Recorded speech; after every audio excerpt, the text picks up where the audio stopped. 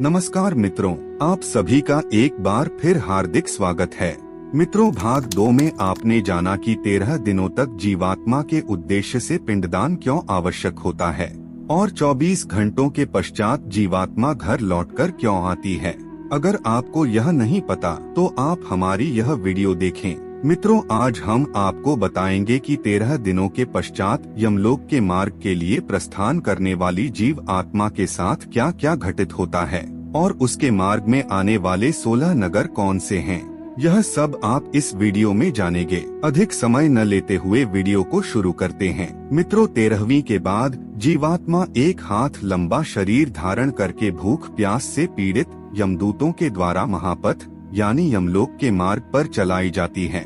जो जीवात्मा पापी होती है उनका मार्ग शीत, ताप, नुकीला, मांस खाने वाले जंतुओं से भरा और अग्नि से पर्याप्त होता है।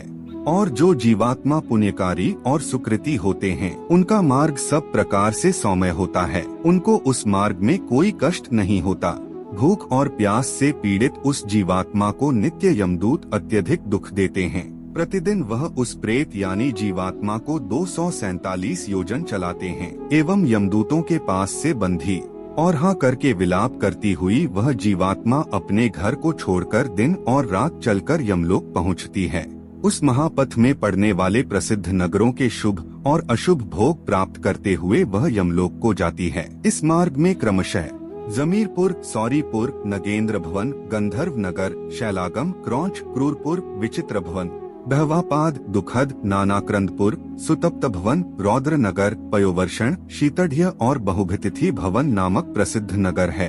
13वीं के दिन यमदूत प्रेत को उस मार्ग पर उसी प्रकार से पकड़कर ले जाते हैं जिस प्रकार मनुष्य बंदर को पकड़कर ले जाता है।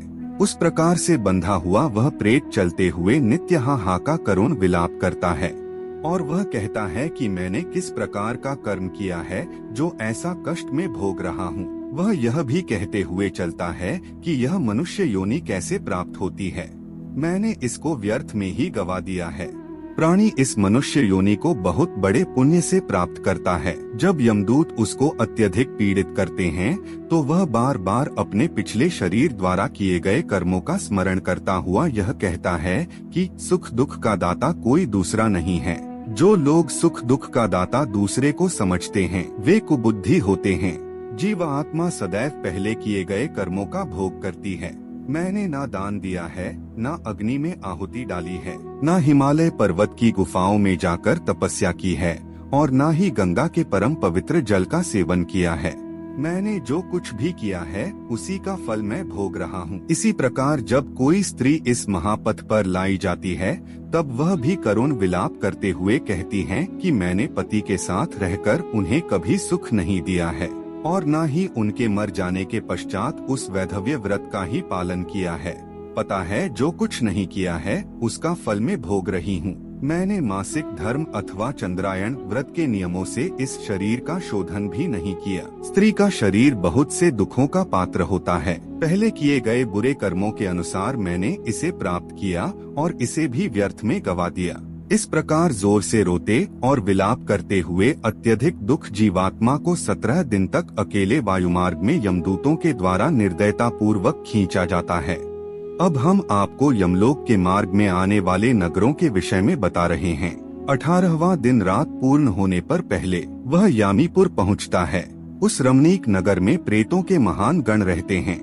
वहाँ पुष्पभद्रा नदी तथा देखने में अति सुंदर लगने वाला एक वट वृक्ष है। यमदूत वहाँ पहुंचकर प्रेत को विश्राम करने का समय देते हैं। वहाँ पर प्रेत दुखी होकर अपनी स्त्री और पुत्र आदि सगे संबंधियों से प्राप्त होने वाले सुखों का स्मरण करता है। मार्ग में पड़ने वाले परिश्रम से थका एवं भूख प्यास से व्याकुल वह प्रेत वहाँ करुण विलाप करता है। उस समय वह धन, स्त्री, पुत्र, घर, सुख, नौकर और मित्र के विषय में तथा अन्य सभी के विषय में सोचता है। उस नगर में भूख प्यास से पीड़ित प्रेत को देखकर यमदूत कहते हैं कि कहाँ धन है, कहाँ पुत्र है, कहाँ स्त्री है, कहाँ घर है और कहाँ तू इस प्रकार दुख झेल रहा है। चिरकाल तक अब तू अपने कर्मों से अर्जित पापों का भोग कर और इस महापथ पर चल। यमदूतों के द्वारा इस प्रकार कहे जाने के बाद यमदूतों द्वारा उसे पीड़ा दी जाती है। तत्पश्चात स्नेहवश भूलोक में पुत्रों के हाथों से दिए गए मासिक पिंड को वह प्रेत खाता है। उसके बाद वहां से वह सोरायपुर के लिए चल देता है। उस नगर में काल रूपधारी जगन नाम का राजा है। उसे देखकर जीवात्मा भयभीत हो उठती है और विश्राम करती है। श्राद्ध द्वारा दिए गए अन्न और जल का वह उसी नगर में उपभोग करके दिन और रात चलकर सुंदर बसे नागेंद्र भवन नामक नगरी की ओर जाता है और वहां भयंकर वनों को देखकर दुखी होकर रोता है।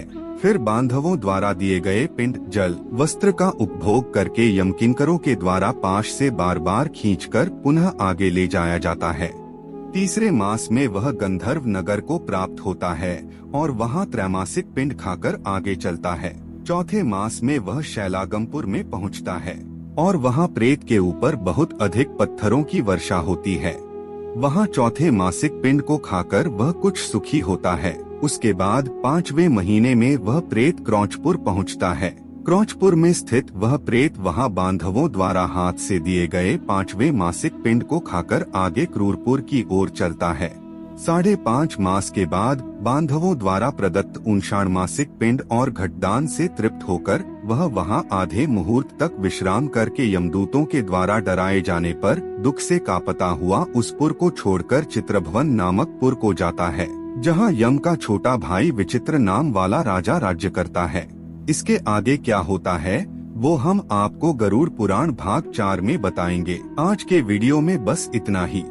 मिलते हैं कुछ नई जानकारी के साथ, तब तक के लिए जय श्री हरि विष्णु।